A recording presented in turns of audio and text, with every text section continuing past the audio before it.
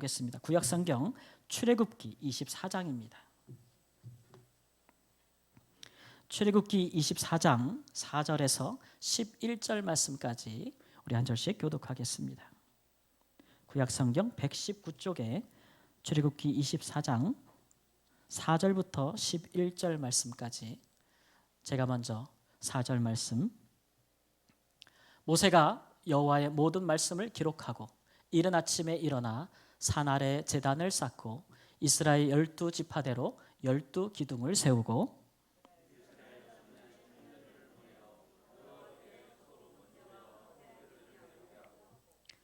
모세가 피를 가지고 반은 여러 양푼에 담고 반은 제단에 뿌리고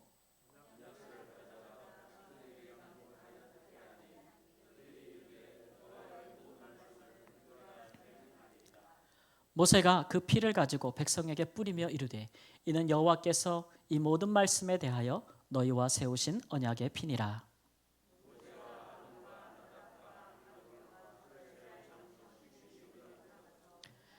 이스라엘의 하나님을 보니 그의 발 아래에는 청옥을 편듯하고 하늘같이 청명하더라. 하나님이 이스라엘 자손들의 존귀한 자들에게 손을 대지 아니하셨고 그들은 하나님을 뵙고 먹고 마셨더라. 아멘. 근래에 한국 문화가 전 세계인들의 관심을 받고 있죠. 살다 보니 우리가 이런 시대에 다 살고 있습니다.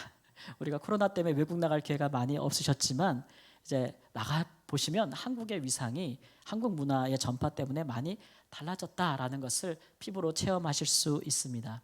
그 중에서도 요즘은 이 한국의 식사 문화도 외국인들이 많이 조명하고 있어요. 우리의 식사 문화가 뭐 그렇게 대단하길래. 근데 우리 한국 문화들을 보면 이렇게 일단 가족들이나 지인들이 모여서 한 테이블에 이렇게 앉지 않습니까? 그리고 음식을 놓고 각자 이렇게 나눠서 알아서 먹는 게 아니고 음식을 함께 나누잖아요. 그렇죠? 가정식이라고 하는데 패밀리 스타일이죠. 그리고 쉐어하는 거 이렇게 나누는 거예요. 그래서 이제 그런 모습들이 외국인들이 보기에는, 이 개인주의 문화가 익숙한 외국인들이 보기에는 참 뭔가 다르다, 공동체 문화다라는 인식을 주는 것이지요. 그래서 해외에 있는 특히 이제 한인교회 가보면, 저는 이제 한인교회를 10년 동안 이렇게 섬겼잖아요. 그러니까 해외에 있는 이 타문화권 한인교회를 가보면 이런 특징들이 잘 드러나요. 예배 마치면은 다 함께 모여서 함께 한 식탁에 참여해서 음식을 나눈단 말이에요. 그래서 한인이 아닌데 외국인들이 이게 너무 좋아가지고 오기도 해요. 한국말을 잘 몰라도 와서 참여하고 함께 교제하는 분도 있고, 심지어는 한국에서는 교회를 다닌 적도 없는 분들인데 외국에 나가면 다 한인교회 가요. 거기 가면 가족 같은 따뜻함을 느낄 수가 있거든요. 우리도 즐겨 부르는 찬송 중에 찬송가 559장 뭐죠? 사철의 봄바람 불어 있고잖아요. 거기 보면은 가사 이런 게 있잖아요. 한 상에 둘러서 먹고 마셔. 여기가 우리의 뭐라고요? 낙원이라. 한 상에 둘러서 함께 먹고 마시는 것이 천국이다, 이런 고백들이 있어요. 이렇게 할 때 우리가 다르지 않고 하나구나, 그런 일체감도 느끼고, 음식이 들어가니까 마음도 열리고 서로 이렇게 편안하게 사랑 가운데서 서로 교제하고 소통할 수 있는 것이 우리의 식사 문화입니다. 그래서 어떤 사람이 그 한 사회에서 어떤 그 생활을 살아가고 있는가를 평가할 때 이런 관점으로 평가하기도 해요. 이런 기준. 그분은 일주일 동안 과연 누구와 식사를 하는가, 누구와 함께 먹고 마시는가가 그 사람이 어떤 사람인가를 평가하는 기준이 되기도 한다고 들었어요. 최근에 뉴스 보니까 어떤 세계 최고의 투자자와 뭐 식사를 함께 하는데 268억 원이다, 이런 얘기도 봤는데, 정말 대단하죠? 그러니까 이런 거 보니까 이게 식사라는 것이 그냥 끼니를 때우던 시절은 지나간 거예요. 거기에 어떤 사회적인 의미가 있고 관계적인 의미가 자꾸 부여되고 있는 건데, 성경을 보니까 여기에는 신앙적인 의미도 있다라는 것을 오늘 말씀해 주고 있습니다. 하나님께서 이스라엘의 존귀한 자들을 하나님 앞으로 초대하셔가지고 뭐 하셨냐 하면 식사하셨다, 이런 얘기예요. 식사하셨다. 11절 말씀에 하나님을 뵙고 먹고 마셨다라고 되어 있습니다. 10절 말씀 함께 볼까요? 어떤 자리에서 함께 먹고 마셨냐 하면 10절 말씀 보면 함께 읽습니다. 하나님이 이스라엘 자손들의 존귀한 자들에게 손을 대지 아니하셨고 그들은 하나님, 이건 11절인데요. 10절 말씀 보면 이스라엘의 하나님을 보니 그의 발 아래에는 청옥을 편듯하고 하늘같이 청명하더라. 식사하는 자리를 하나님께서 준비하셨는데 이 모세의 눈으로 볼 때 사람의 눈으로 보니까 이걸 다 표현할 길이 없는데 청옥을 편듯하다. 이 청옥은 뭐냐면 에메랄드예요. 보석. 여러분 에메랄드를 보신 적이 있습니까? 이것은 저는 없어요. 근데 그게 너무 귀하다는 건 알고 그 빛깔이 너무 아름답다는 건 우리가 알잖아요. 하나님이 그런 자리를 마련하셨다. 청명한 하늘은 본 적이 있어요. 정말 맑고 푸른 청명한 하늘, 식사의 자리가 그와 같아서 하나님께서 그렇게 베풀어 주셨다는 건데 이 사람의 표현력이 그 모습을 다 따라갈 수는 없겠지요. 이 이스라엘이 누구예요? 바로 전까지만 해도 애굽의 바로의 발 아래서 그 폭정과 학대에 시달리던 사람들이에요. 노예란 말이에요. 노예. 고대로부터 이 어떤 나라와 민족을 정복한 왕은 그가 지배한 민족의 왕을 그 목을 밟았어요. 그리고 그의 보좌의 발등상, 발을 올려놓는 그 발등상에는 자기가 정복한 나라들의 이름과 민족들의 이름을 열거하고 그 사람들을 언급하고 왕의 이름들을 언급했다고요. 기록하고 있어요. 그만큼 지배자의 어떤 권력을 높이는 그런 문화가 고대 근동의 문화란 말이에요. 그러니까 하나님 이 이스라엘 백성들은 이제 궁금하죠. 우리를 바로와 그 애굽에서 구원해 내신 여호와가 우리를 불러내어서 이 광야 시내산 가운데 우리를 지금 만나주고 계시는데 바로보다 강하신 그분은 누굴까? 당시 최대 세계 강대국이었던 애굽, 이집트보다도 강한 그 하나님의 나라를 이루고 싶어하는 그 하나님은 우리를 어찌 대우하시겠는가 궁금할 거 아니에요? 그놈은 바로와 다르겠는가? 정말 다르죠. 바로는 그들을 죽이고 학대하고 그렇게 폭정으로 다스렸지만 우리 하나님은 이스라엘 백성들을 자기 앞으로 데려다가 가장 좋은 영광의 자리를 배설하시고 그들에게 식탁을 베풀어 주신다. 수백 년 동안 노예로 살았던 이스라엘 백성들이 이 순간 얼마나 위로를 받았을지 여러분 상상해 보세요. 너무 위로가 됐을 거예요. 그들을 존귀한 자로 대우해 주시는 거 아니에요? 더 이상 노예가 아니라는 거죠. 여러분 이런 식사를 한번 대접받으신 적이 있나요? 제가 아는 어느 선교사님은 한국에 오셨을 때에 어떤 집사님 가정 한 분이 그런 일들을 하신대요. 그분이 뭐 이렇게 어떤 큰 사회적인 신분이나 지위나 뭐 이런 것들을 떠나서 이분이 하시는 일은 자기가 마음에 감동이 오고 정말 하나님의 사랑으로 섬겨야겠다라는 사람들이 생기면 모셔다가 아무 말 없이 극진히 식사를 대접한대요. 만들어서. 그걸 자기 사명으로 하신대요.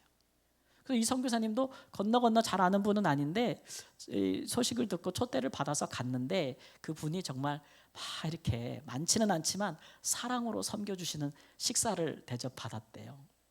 그리고 그걸 먹는데 눈물이 엄청 쏟아졌대. 그동안 선교제에서 자기가 힘들고 어려웠던 그 모든 것들이 그 마음이 그 순간에 어떤 특별한 말이 없어도 그냥 마음이 녹아내리면서 마치 그 식사 한 끼가 내가 너의 아픔과 고통을 이해하고 그 수고를 안다고 하시는 그 하나님의 말씀 같더래요. 그래서 눈물을 먹는 건지 밥을 먹는 건지 모르게 그런 경험을 했다고 저한테 이야기해 주시더라고요. 여러분 사람이 이렇게 정성스럽게 준비한 식사도 우리들에게 그렇게 큰 위로가 될 때가 있습니다. 이게 대접받는 느낌이잖아요. 우리가 참 존귀한 자가 됐구나. 나 그렇게 이렇게 뭐 이렇게 아무렇지도 않은 사람은 아니구나라는 느낌을 주잖아요. 우리 하나님이 그런 걸 잘 아시죠. 그래서 하나님께서 지금 이스라엘의 대표가 되는 장로들을 데려다가 그렇게 위로하시고 극진히 대접해 주신다. 우리 하나님이 그런 분이죠. 사랑하는 성도 여러분, 우리 인생에서 여러 순간들을 만나겠지만 어떤 순간마다 우리 하나님께서 여러분들을 특별히 찾아주셔서 그렇게 위로해 주시고 또 그렇게 섬겨주시는 큰 은혜가 여러분 인생 가운데 있기를 먼저 주님의 이름으로 축원합니다. 아멘. 하나님께서 왜 이렇게 이스라엘 백성들을 위로하시고 그들을 섬겨주시는 식탁을 베푸셨는가 보면은 첫째로 그들이 존귀하신 하나님의 백성이 되었기 때문에 그렇습니다. 존귀하신 하나님의 백성이 된 거예요. 본래 그들은 400년 넘게 동안에 400년 동안 애굽에서 노예로 살았잖아요. 고된 노역에 시달렸고 학대를 받았어요. 그런데 어느 날 갑자기 모세라는 사람이 와서 그들을 애굽에서 구원해냈어요. 해방되었어요. 해방. 이게 기쁨이 얼마나 크겠어요. 과거에 우리나라도 해방과 광복의 기쁨을 맞은 적이 있지요. 예, 저는 뭐 모르죠. 그 세대가 아니니까. 그런데 이제 가끔 보면 역사적인 사료나 사진이나 동영상들이 미디어에 나올 때가 있잖아요. 그때 보면은 막 우리나라 옛날 그 우리나라 국민들이 막 그냥 손에 태극기를 들고 막 길거리로 뛰쳐나와가지고 막 흔들면서 거리를 가득 메우는 그런 모습들을 봤어요. 그동안의 그 슬픔과 분노와 그 소름을 날려보내는 그런 모습들을 봤는데 우리 이스라엘이 애굽에서 그렇게 벗어날 때 그런 기쁨을 누렸다. 이제 우리는 자유인이다. 이제 우리는 더 이상 노예가 아니다. 우리의 주권은 회복되었다. 뭐 그런 거 아니겠어요? 놀라운 신분의 변화가 생기는 것이죠.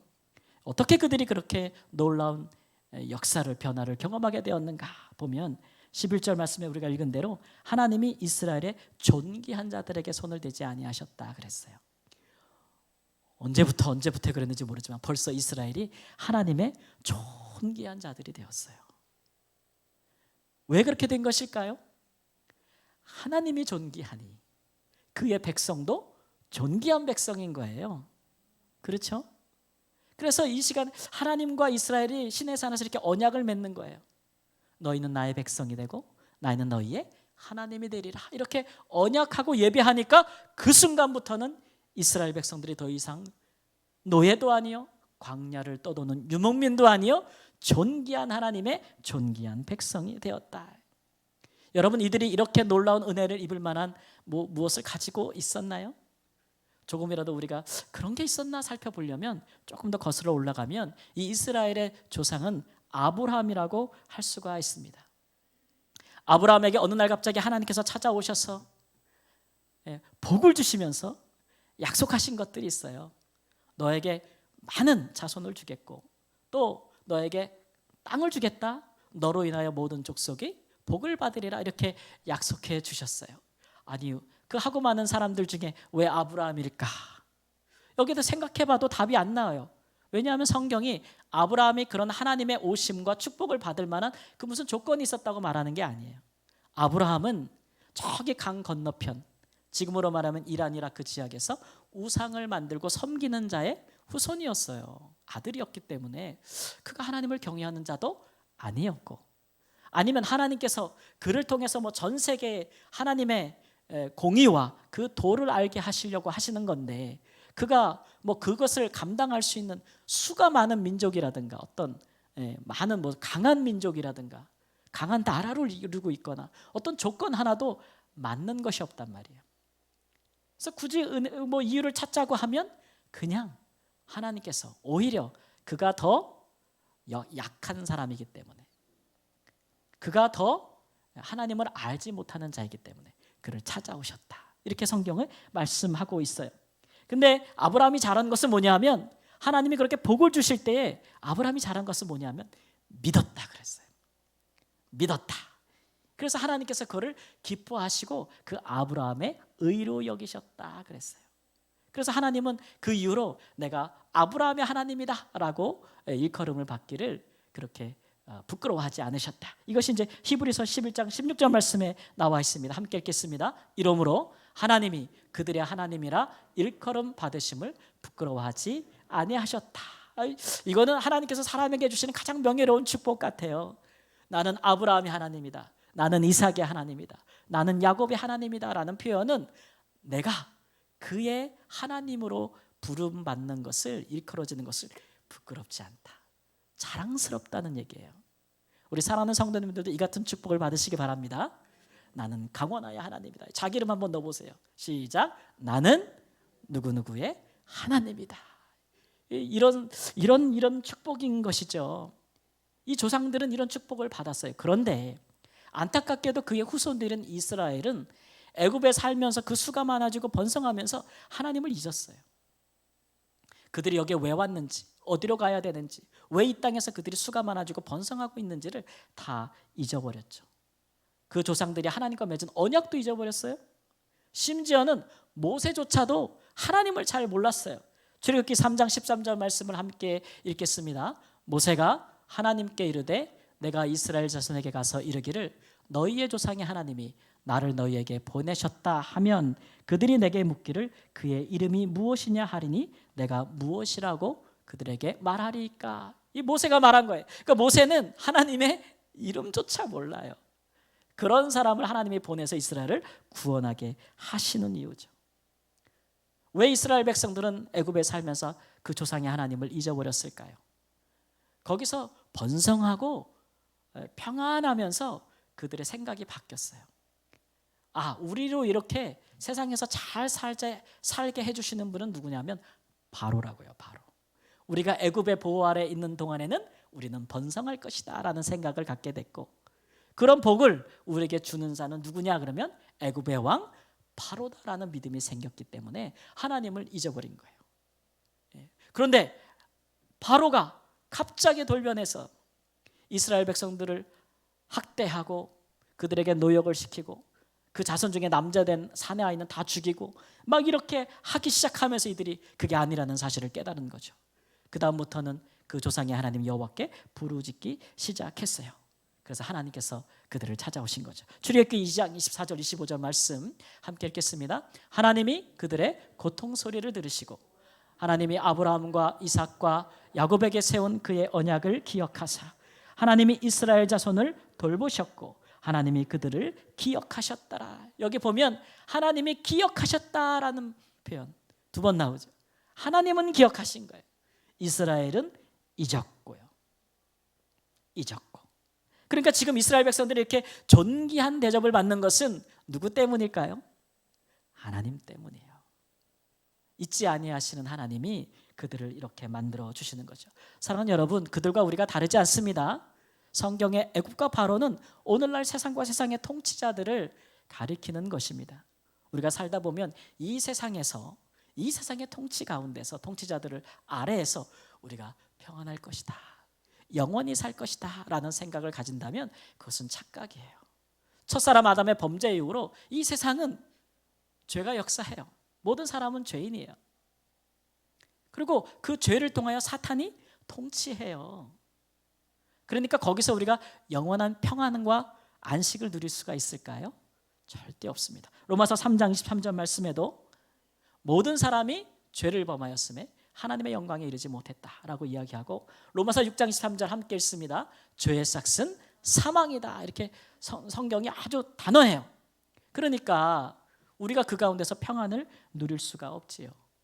그런데 예수님께서 그 죄 아래서 고통받는, 바로에게 학정받는 그 이스라엘 백성처럼 세상의 죄 아래에서 사망할 수밖에 없는 그곳으로 오시어서 우리의 죄를 대신 사하시고 그가 우리의 연약함을 짊어지시고 우리를 구원해 주셨을 뿐만 아니라 사망을 이기시고 부활해 주셨어요. 그래서 그를 믿는 자마다 이제 예수님의 이렇게 중보로 하나님과 다시 언약하는 우리는 하나님의 백성이 된 줄 믿습니다. 그 우리가 들은 복음이에요. 그 다음부터 우리는 어떻게 됐느냐? 우리 존귀한 자들이 되었습니다. 여러분이 세상에서 어떠한 모습인지는 잊어버리세요. 내 형편이 어떠한지, 내 사회적인 지위가 어떠한지, 내가 어떤 사람인지 중요하지 않아요. 더 중요한 것은 우리는 이제 예수로 말미암아 하나님의 존귀한 자들이 되었어요. 베드로 사도가 이것을 말씀하시기를, 베드로전서 2장 9절 말씀 함께 읽습니다. 너희는 택하신 족속이요 왕 같은 제사장들이요 거룩한 나라요 그가 소유된 백성이다. 구약의 표현보다도 더 자세하죠. 우리 함께 하겠습니다. 나는 하나님의 존귀한 백성이다. 이제는 대우가 달라지는 거예요. 달라지는 거예요. 우리도 하나님을 뵙고 하나님과 먹고 마시는 자들 중에 함께 있는 거예요. 우리가 하나님과 함께 먹고 마신다고요? 어떻게 해요? 예수 안에서 우리는 예수님으로 말미암아 예수님을 보고 하나님과 함께 먹고 마시는 자들이 되었습니다. 고린도전서 11장 23절에서 26절 말씀 보면 함께 읽습니다. 내가 너희에게 전한 것은 주께 받은 것이니 곧 주 예수께서 잡히시던 밤에 떡을 가지사 축사하시고 떼어 이르시되 이것은 너희를 위하여 위하는 내 몸이니 이것을 행하여 나를 기념하라 하시고 식후에 또한 그와 같이 잔을 가지고 이르시되 이 잔은 내 피로 세운 새 언약이니 이것을 행하여 마실 때마다 나를 기념하라 하셨어요. 이게 성찬식에 대한 말씀이잖아요. 교회가 대대로 지켜온 일인데 이게 누가 행하신 일이냐면 주 예수께서 전하여 준 것이라. 할렐루야. 아멘. 이거 영원히 기념할 거예요. 그러니까 이 과거 초대교회는 이 성찬식을 우리처럼 예배 가운데 이렇게 두기보다는 예배 전이나 후에 그 성도들이 함께 모여서 함께 식사하는 공동체 식사로 지켰어요. 근데 이제 우리가 시간이 지나다 보니까 이거를 교회 예배 가운데 순서로 우리가 의식적으로 하는 거예요. 그러니까 우리가 이것을 행할 때마다 우리가 느끼는 것은 예수님의 몸과 그의 살과 피로써 우리는 하나님의 존귀한 사람이 되었구나. 이거를 계속 확인하는 거예요. 할렐루야. 그런 은혜가 우리에게 있는 거예요. 그러니까 얼마나 귀해. 우리는 성찬식을 자주 시행할 거예요. 그럴 때마다 우리가 나는 하나님의 존귀한 자구나를 성령께서 확인해 주시는 거예요. 아유 뭐 그 떡과 그 포도주가 그런 신비함이 있겠어요? 그게 아니에요. 그것을 기념할 때 성령이 우리에게 그 같은 우리 영과 더불어서 말씀하시는 거예요. 너는 하나님의 자녀야. 너는 존귀한 사람이야 라고 말씀하시는 것 같은 은혜가 있으니 우리 교회에 와서 예배하면서 그런 성찬식에 잘 참석하시기를 주님의 이름으로 축원합니다. 뿐만 아니라 우리 예배 끝나고 성도들이 함께 모여 식사하잖아요. 이거 하나님 앞에서 행하는 일이에요. 서로 주 안에서 하나님의 은혜를 확인하고 성도들이 함께 먹고 마실 때에 우리 하나님 앞에서 행하는 일입니다. 이 성찬식은 확대될 필요가 있어요. 그래서 우리의 삶 가운데 여러분 가족들과 함께 식사할 때 요즘 뭐 혼밥이니 혼자 먹는 거니 그런 거 유행인데 가능하면 우리 성도님들은 때를 따라서 하여튼간 날을 정하여서 가족들을 함께 모이세요. 자녀 따로 먹고 부모 따로 먹고 아내 따로 먹고 남편 따로 먹고 다 그렇게 살 수 있겠지만 그렇게 하지 마시고 일주일에 한 번이라도 이날은 온 가족이 함께 모이는 날이다. 그래서 함께 모여서 함께 식사하는 거예요. 식사하는데 주님께서 약속하셨잖아요. 내 이름으로 모이는 곳에는 두세 사람만 모여도 내가 그들 중에 함께 있느니라 말씀하셨잖아요. 그래서 함께 모일 때 주님의 이름으로 감사하고 주님의 이름으로 서로 축복하고 우리 아버지나 어머님 중에서 자녀를 위하여 축복하고 기도하고 함께 먹고 마시면 거기에 누구도 함께 계세요? 하나님과 함께 계세요. 여러분 이 시대에 우리 가족들이 그렇게 세워지는 거예요. 믿음 안에서. 우리가 그저 시대의 흐름을 따라 시대의 문화를 따라 그렇게 살다 보면 우리가 정말 이 소중한 것들을 다 놓친단 말이에요. 그렇게 하지 마시고 함께 모여 축복하고 주의 이름으로 먹고 마시는 귀한 은혜가 회복되어지기를 우리 주님의 이름으로 축원합니다. 두 번째는 하나님께서는 왜 이스라엘 백성들에게 그를 존귀 여기시고 그들에게 식탁을 베푸셨는가 보면은 두 번째는 섬김의 본을 보이려 하셨기 때문에 그렇습니다. 이거는 이제 하나님께서 말씀하시는 거예요. 존귀한 하나님의 백성들과 존귀한 하나님이 합하여 하나님의 나라를 이루는데 우리 나라는 이렇게 다스려질 거야. 우리의 법은 뭐냐 하면 섬김이에요. 섬김. 왕 대신 하나님이 먼저 그의 백성들을 존귀 여겨주시고 그들을 대접해 주시잖아요. 섬겨주시잖아요. 이 자리를 누가 마련하신 거예요? 하나님이 마련해 주신 거예요. 하나님은 이걸 더 확대하여서 광야에서 먹을 것이 없는 이스라엘 백성들을 위해서 때로는 만나로, 때로는 메추라기로, 때로는 광야의 반석을 쪼개서라도 우리 다산상황교회 로고잖아요. 생수를 터지게 해서라도 그를 마시게 함으로써 늘 식탁을 베푸셨어요. 뭐를 보여주시려고요? 나 이런 능력이 있다 이런 것보다는 내가 너희를 섬긴다라는 거예요. 이거를 우리에게 가장 눈에 보이도록 잘 보여주셨던 분이 바로 예수님. 지난주간 말씀을 따라 독생하신 하나님을 보여주시는 예수님께서 그리 하셨잖아요.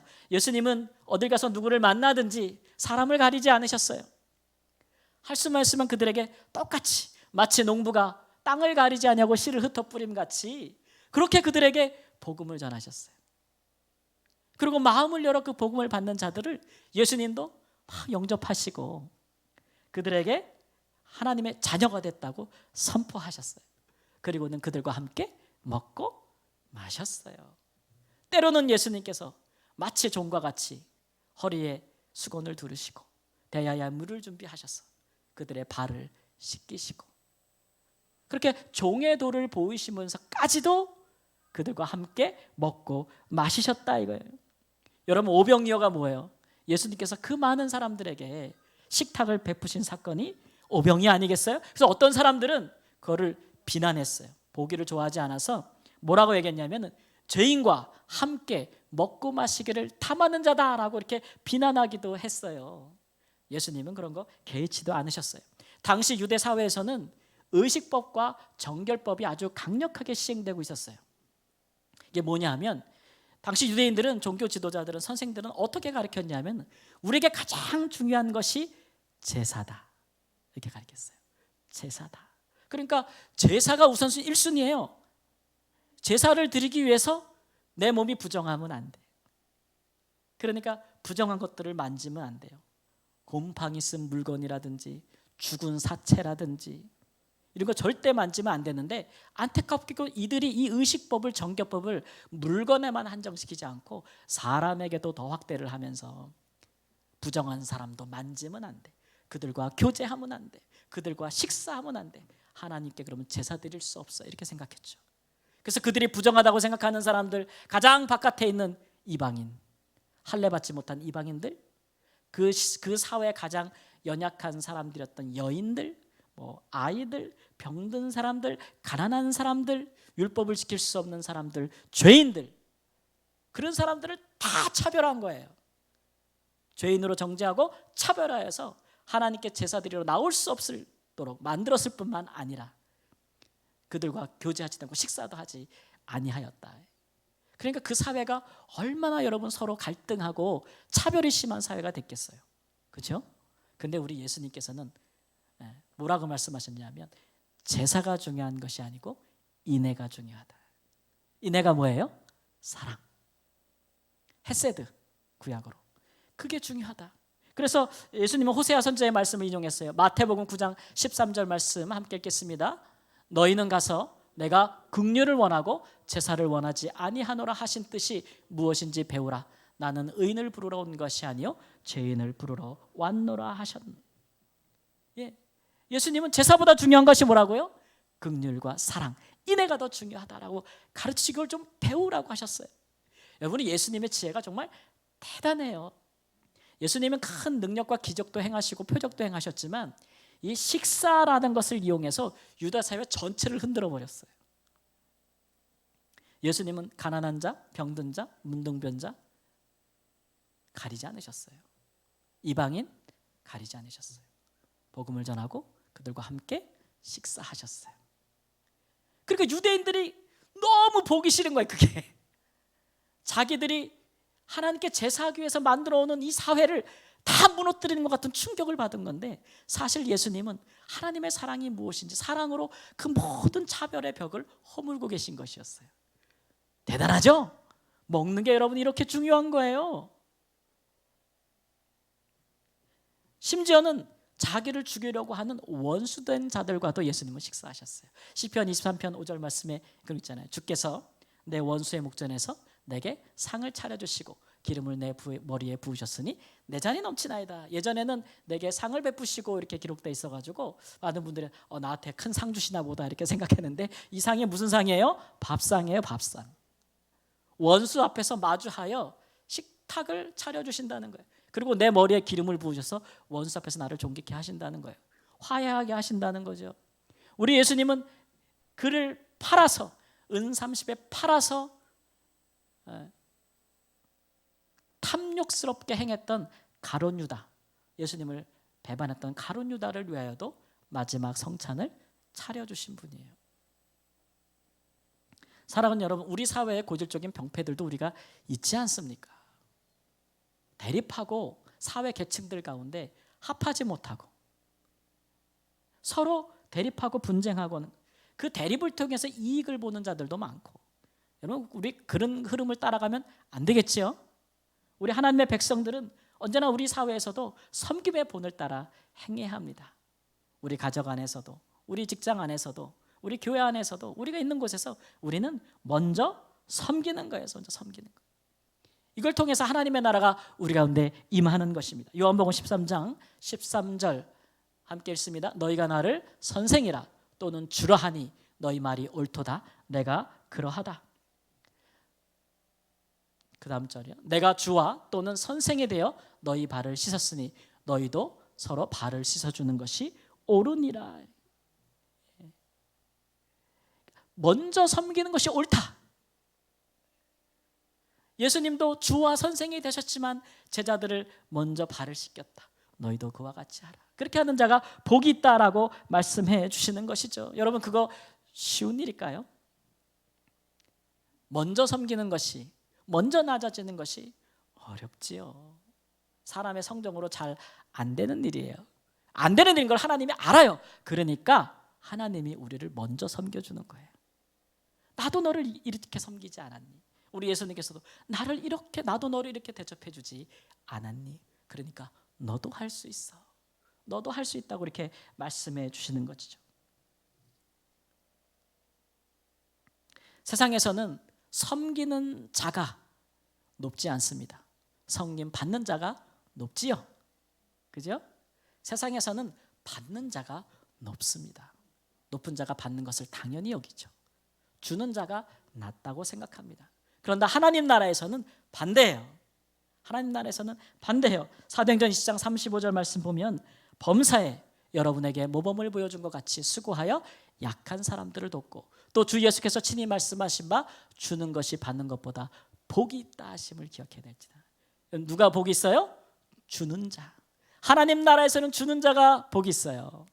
주는 자가 높은 자예요. 섬기는 자가 높은 자예요. 네. 그게 하나님 나라의 법이에요. 법, 질서고. 우리 예수님께서 그것을 우리에게 이야기해 주시는 것이죠. 선교지에서도 보면 이 선교사님들을 보실 때 가끔 이제 한국에서 이제 선교지 오시는 분들 제가 맞이한 건 있는데 같이 식사를 하다 보면 이런 얘기를 하시죠. 아, 선교사님, 제가 다른 나라 선교도 가봤는데 선교지 다닐 때 시험 드는 게 하나가 있어요. 뭐냐 그러면 어느 나라 갔는데 그 선교사님이 그 현지인들을 종 부리듯이 부려요. 막 이렇게 눈으로 막 손가락 막 이렇게 하고 막. 예. 선교사님들이 얼마나 좋은 집에 사는지 몰라요. 그리고요, 현지인들하고 식사도 안 해요. 예. 그냥 대접받는 것 같아요. 가면 정말 시험 들어요. 이렇게 얘기하시더라고요. 그건 맞아요. 예수님께서 선교사 아니에요? 이 땅에 오신 선교사. 이 땅에 오신 예수님께서 어떻게 그의 백성들을 섬겨주셨는지 우리가 보는데, 선교사도 마찬가지.